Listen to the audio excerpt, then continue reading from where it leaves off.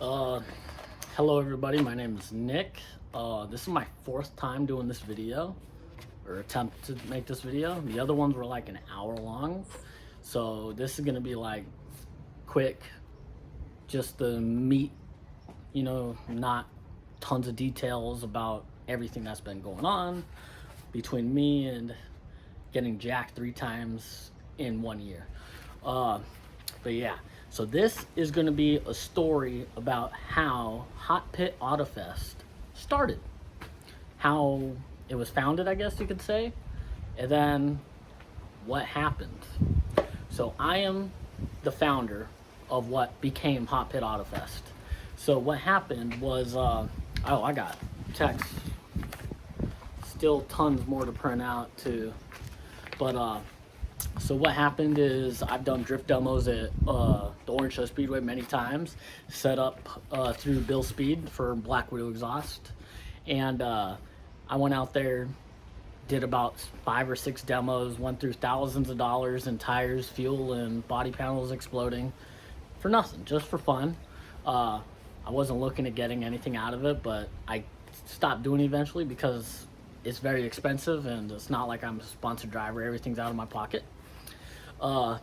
So then eventually, like 2 years later or so, from when I stopped doing it, maybe a year and a half, the track manager organizer texted me saying he wanted to do drifting events again. And I was all like, great, I could do that. He's like, yeah, I want to hold a drift series here now, do a couple events. I just need you to bring drivers. And I'm like, no problem, I could do that. So I'm super excited that I'm finally gonna get an opportunity to get something out of all those years and times of me driving there. So I actually hit up a few people, not just RJ, but RJ is one of the 3 other people who I considered my friends to help me with it. So those 3 other people were gonna be my partners. RJ, and then 2 other people out of Inland Empire. So not the 2 main problems that this story will involve. But I had different ideas than what HOTPIT AUTOFEST became, and how I would advertise it. I'm not going to say how I'm going to advertise how I would have done it, because it's already been taken out of my hands and I never received $1, not a thank you, not any credit, nothing. So I didn't get anything out of setting it up. But yeah, I would have had other companies involved and they would have done most of the advertising. So I'm not gonna say who, not gonna help them out any more than I already have, because I've provided driver's list and dates, and I've done tons of research going in before season 1 happened.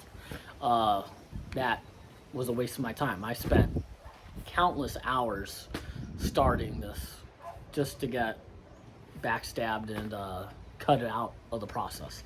So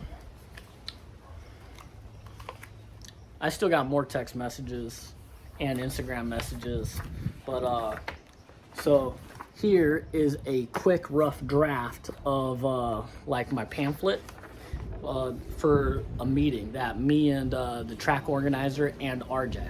So the track manager hit me up.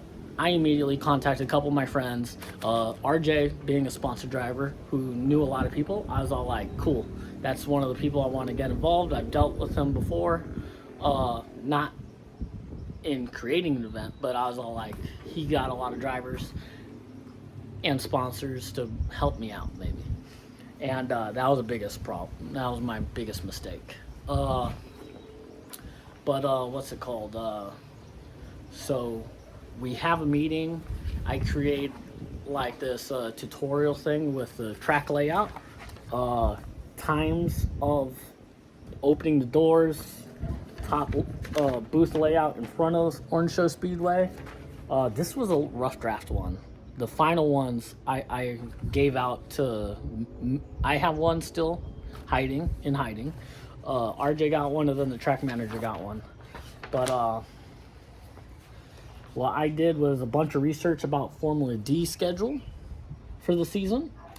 Clutch Kickers, Drift League of 2021, and then their last year's season.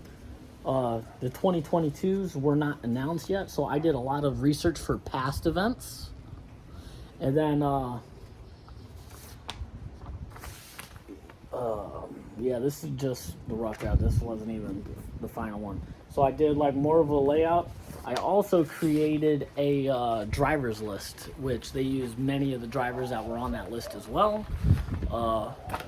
Like Pro 2 drivers, or I don't know if one or two of them might have been Pro 1, but mostly local drivers, Pro-Am drivers, then other friends that, you know, because I didn't want it to be like a big competition right off the bat. I just wanted it to be a fun event, you know, to get spectators there, not run a series where only the drivers and maybe a couple of their friends might show up. Just drift fans would show up, cheap entry, you know, cheap driving, not a series. It's just run it, line it up, not a series. That's what my original goal was.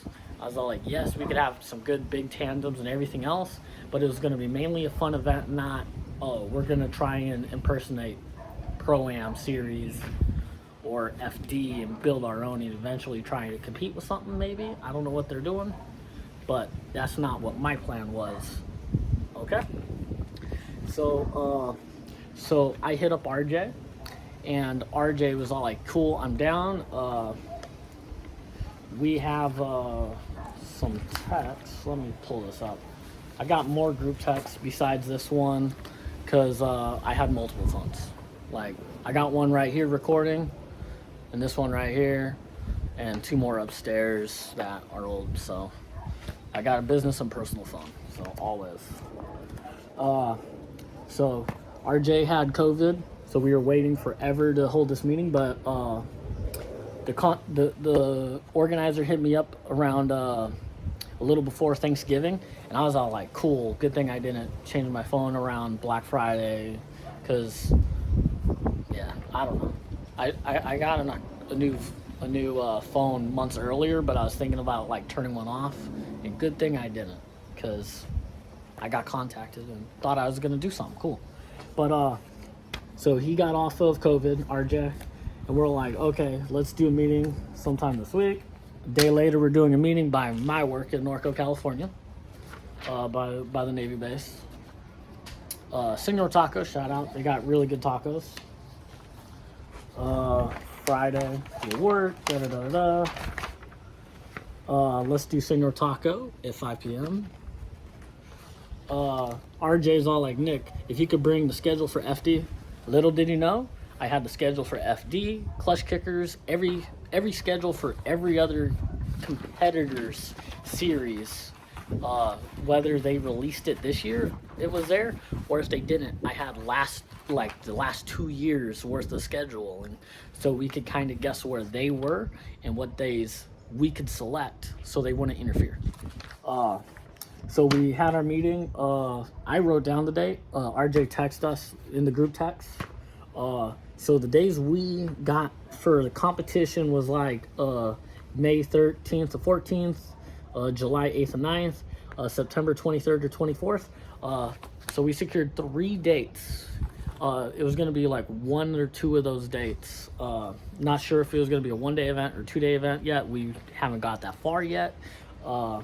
But we also talked about practice days and everything else, which they did on the first season. Don't know the exact dates on those ones. But one of the 3 days I secured ended up being HOTPIT AUTOFEST round. So the exact date was when I was supposed to be at the track driving. And where this comes into contact, well, we'll see. But so at this point, Jeff Jones is not involved at all. It's just me and RJ talking and meeting with the track manager.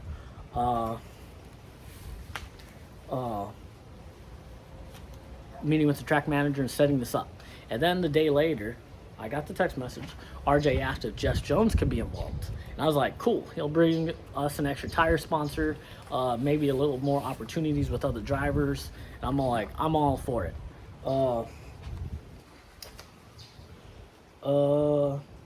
That was a big mistake, because that's where things go south and I get left out of the loop and backstabbed. So this is Facebook or Instagram or something with RJ. Yeah, I'm not going to show anybody's cell phone numbers. I have, even on the group text, I got stuff crossed off.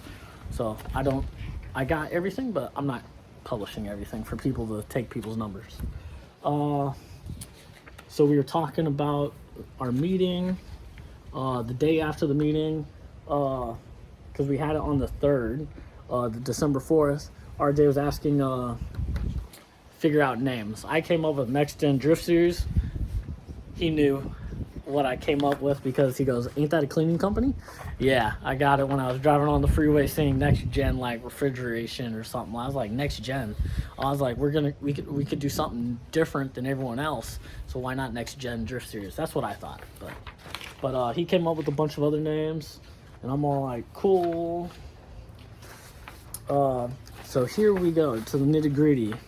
Some of the nitty gritty. I have tons more and still need to print. December 6th, so 3 days after meeting and setting up the dates. RJ says, I spoke with Jeff Jones. He's super in to be on board with this project. I think that with the 3 of us, we can make this dope. We need to have a meeting, the 3 of us. And I'm like, okay, cool. So this is 3 days after the event organizer, and we secured the dates without Jeff. We secured three events. We were going to hear back from them and see if those were going to be all available. But for what the track had planned for use already, since it's a fair as well as concerts and stuff, those dates were available. So unless something else was coming up, those dates were going to be available for us. So those were possibles, not guaranteed, which it turned out one was a for sure good date. The other 2 probably interfered with Jeff Jones or someone else's schedule, unless somebody else was already renting out the venue that we didn't know at the time. So he asked us, how about a meeting? Asked me about a meeting, and I said, oh yeah, cool, anytime after 5:30, that's when I get off. No meeting ever happens. As you can see, through Facebook and Messenger, we were just talking about, oh yeah, we need to do a meeting until December 7th, all the way to not hearing back from them on there till March 10th. So we'll skip this. So we went back to text messaging. So December 7th is kind of like when we kind of stopped talking. And then poof, here's our flyer. And I'm all like, our flyer for the series? I was like, I didn't know nothing about this. This is a new Instagram. This is a new name. Wow, I wasn't a part of none of that. Oh, the dates are not quite right either. But yeah, so they made an Instagram flyer with new dates and more without involving me, even though I'm the one that started this and helped set this up, even though I wasn't here to set it up. I was here to create my event that did get jacked from me. Since I was the founder, the organizer contacted me, not RJ, not Jeff Jones. But we'll get into more details in a little bit. But on January 12th, he sent me this flyer. He goes, we went live today, HOTPIT AUTOFEST, share it. I didn't know about that. It's just, I found out about it when it was posted on Instagram. So when everyone else found out about it, I'm like, wow, for starting it, to not know about it till everyone knows about it is a little sketch. Yeah. So this is January 13th. I go, so what's my role? Like, am I a part of the company in some sense, or am I going to be posted and shown that I'm involved, ? Because I don't know at this point if they started posting who is a part of this company. I think they already did.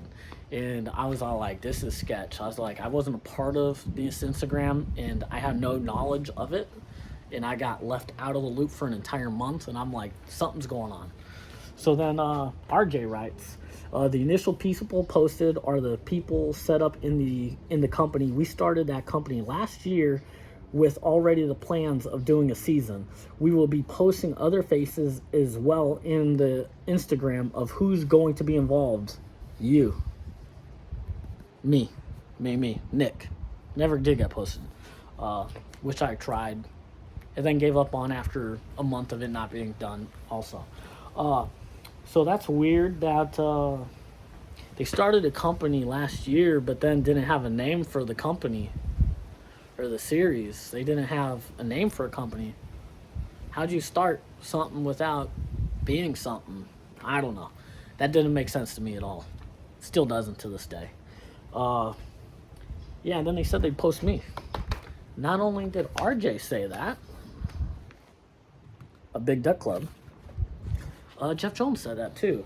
Let's go over to Jeff Jones before coming back to RJ and finishing it off there, because I want to keep this short. I don't want to keep it an hour. And this time I got stuff printed. So this is Jeff Jones.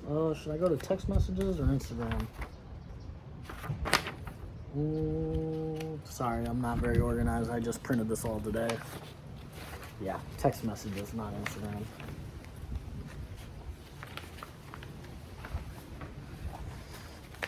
Jeff Jones, text messages. I go, hey, this is January 16th, so after the Instagram was posted, I text Jeff, hey Jeff, this is Nick.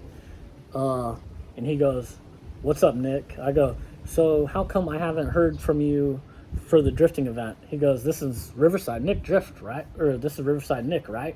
Yeah, I'm Riverside Nick, yeah. So I go, yeah. He goes, cool, I'll save your number. Haven't you been talking to RJ? Yeah, I was talking to RJ until I was like getting left out of the loop and something seems fishy. So let me decide to hit up Jeff Jones, who I've always had his number for years.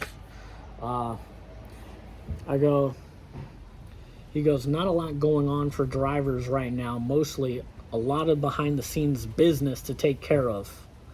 And then just trying to hype it on social media. Why wasn't I involved in the business part? I started it, and then you came in after I brought RJ in, and we've been leaving out the other people I was going to be involved with because no communication at all. So I was all like, something's going on. And this is January, so only a month after when I originally secured a little less than a month, because this is January 17th, and they posted it in January 12th, and we secured the date December 3rd. Yeah, so that was a verbal contract, handshake deal. Probably the biggest mistake, but still holds up in court if anything, but I ain't doing any of that. Just want the car community and the drift community to know how things went down and to watch out. So last little bit, because it's getting dark, sorry guys. I haven't, okay, I was just like, I haven't been posted yet, because I talked to RJ. I thought they might pull one of my pictures off my Instagram or something. He goes, so want to make it known that I'm involved as well, you know? And he goes, thanks for the connection, dude. Meaning me to the track manager. I wasn't connecting you to him. I was doing this for me. And you came in to help. Actually wanted to get some footage from you, raw stuff we can use for our videos, question mark. So like of the drift track, sorry, let me try and turn on the flashlight. So yeah, right there. And I'm like, so he said he wanted footage to post. Figured, oh, finally, a week after, 2 weeks or 3 weeks after they've been posting other people, the judges and people who created this company last year. Yeah, I don't know about that one, but yeah. And then I go, well, I know I'm not the owner. Well, you do know that I wanted to be involved in the creation of the event, right? I wanted RJ to help in creating it with me, not run it without me. So I'm starting to like figure this all out. I'm like, you guys have been doing way too much behind the scenes and leaving me out. That doesn't make sense unless you're taking control. And that's what happened. So I'm starting to try and call it out.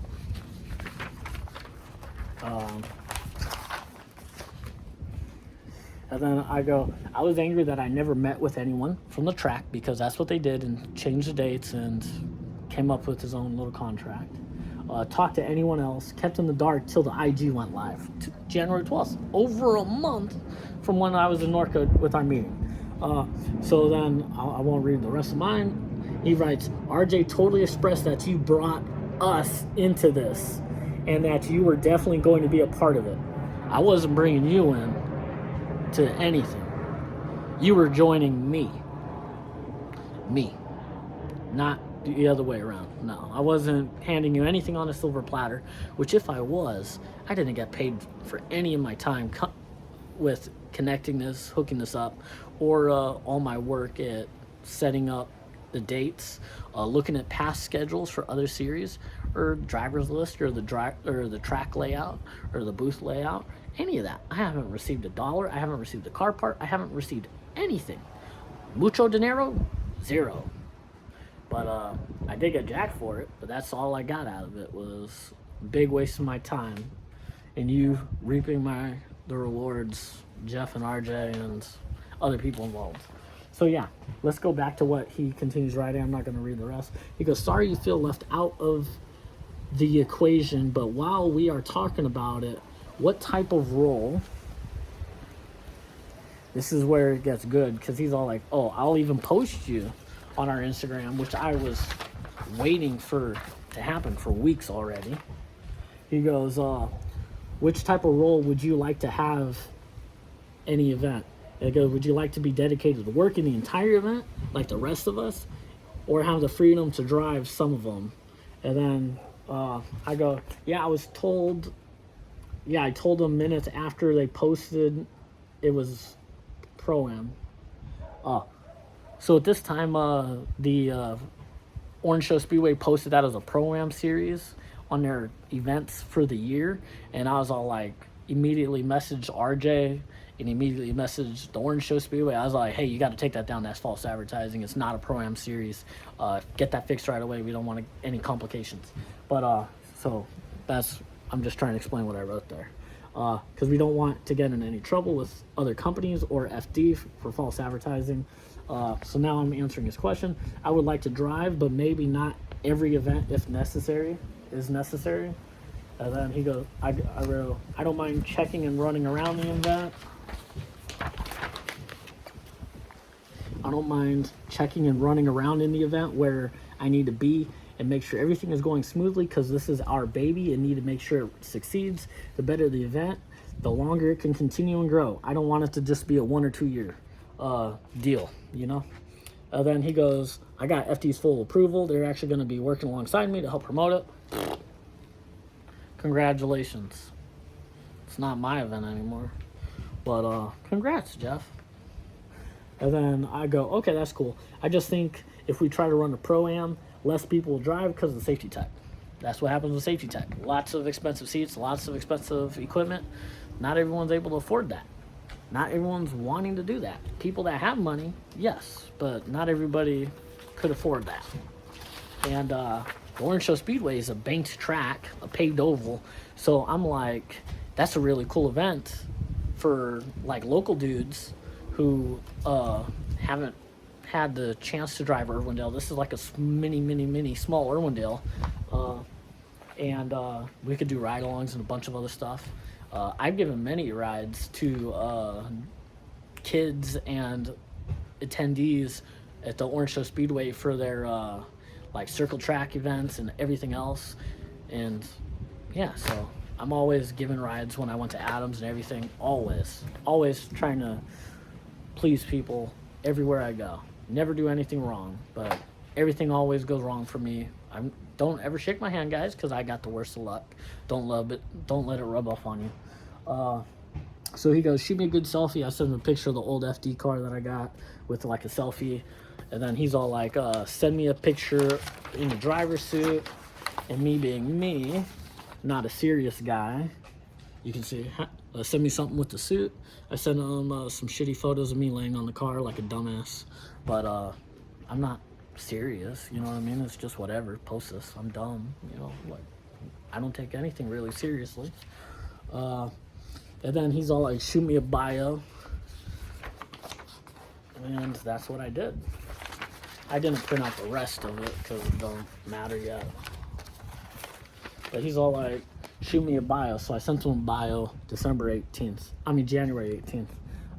Nicholas, yeah, so I sent him a bio and then waited for me to get posted on the Instagram, which didn't happen at all. I waited weeks. And then I was like, okay, this ain't happening. They straight jacked me from my event, excluded me from it, and I'm not gonna get any credit, not even paid out. If they want to take it, hey, at least pay me for my time. I set it up, and you guys even took a bunch of my driver list and everything else. Pay me something. Shit, I didn't even get $1. I lost money doing this. Lost time, lost money. Didn't even pay me hourly, didn't pay me $1. Yeah.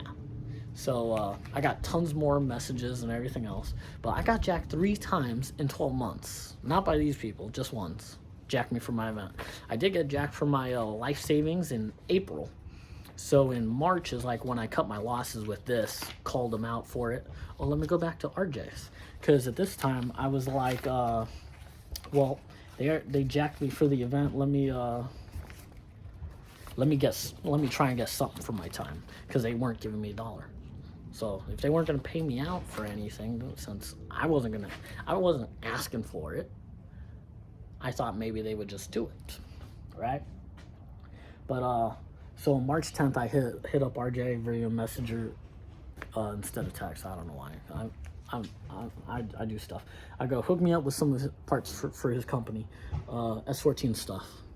Turns out that's the only car that didn't get jacked by me. He goes, what you need? I go, stuff for the rear, over fenders in a carbon fiber trunk or fiberglass trunk, whatever he made.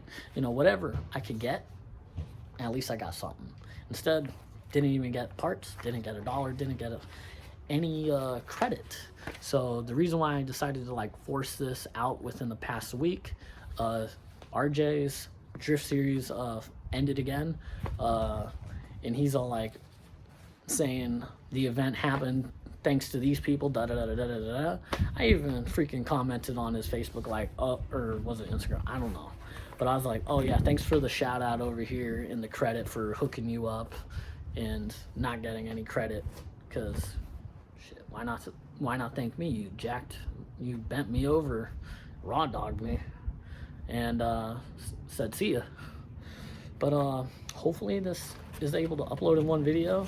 But right after getting jacked by this and trying to get some parts, I eventually got jacked for my entire trailer, my life savings, 32-foot enclosed trailer with my freshly built S13 that I spent about 1.5 years building, made 650 horsepower, 630 actually. Let's go to the, yeah, I made 630 on the lowest amount of nitrous possible. It was like all motor. Drove it once and then got jacked. Whole anime merch was in the trailer too with this car. So on nitrous, 4,600 RPM, we made 680 torque, 600 horsepower. But max horsepower is 633, 680 torque. And that's the smallest jets possible for nitrous, so that wasn't even pushing it. Yeah, it made a lot of power. Even NA with no nitrous, it made a lot of power. Shout out West Tech for doing a great job of tuning. Sucks that I've only been able to drive my cars twice after getting tuned there, so I'm like $2,500, $2,500 into 2 different tunes on 2 engines to drive it twice. Yeah, that's, like I said, bad luck. Don't shake my hand. Don't shake my hand. So NA on this engine, max power is 460, max torque is 460. But at 4,000 RPM, we're at 450 torque, 390 horsepower. At 4,000 RPM, that's a lot of engine. It's only a 402 cubic inch, 402. I was told it was a 408, turned out it was a 402. Rebuilt the whole engine, everything. spent lots of money. Got jacked for the whole trailer. Car was in the trailer. Recovered the trailer empty just with the drive shaft, and then got jacked on that trailer when I was trying to sell it. Yeah, jacked 3 times in 12 months. I received $1,200 for that trailer in a whole year.